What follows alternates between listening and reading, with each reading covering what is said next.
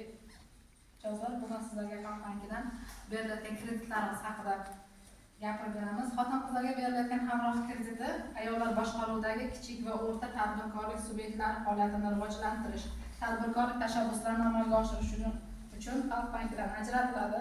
Bunda yangi boshlangan yakka tartibdagi tadbirkorlik faoliyati uchun 100 million so'mgacha, agar aylama mablag'iga ega bo'lgan holatda 1,5 milliard so'mgacha ajratiladi. Bunda kredit hujjatlari, ta'sis hujjatlari, guvohnoma, ustav, rahbar ta'sischilar pasport nusxalari, biznes reja, mijozning faoliyat joyi hujjatlari, vakolatli boshqaruv organining kredit olish uchun roziligi, moliyaviy hisobotlar, ta'minot bilan bog'liq hujjatlar kerak bo'ladi.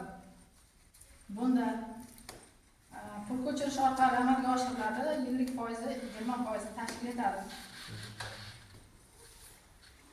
Kredit olgandan so'ng kredit olayotgan yakka tartibdagi tadbirkorlik faoliyatida shug'ullanuvchi tadbirkorlarimiz yangi ish o'rin yaratilgan holda amalga oshiriladi. Bunda kamida 2 ta yangi ish o'rin yaratilgan holatda bitta loyihaga bazaviy hisoblash miqdorining 1000 baravarigacha, kamida 5 ta yangi ish o'rin yaratilgan bitta loyihaga bazaviy hisoblash miqdorining 4000 baravarigacha ajratiladi.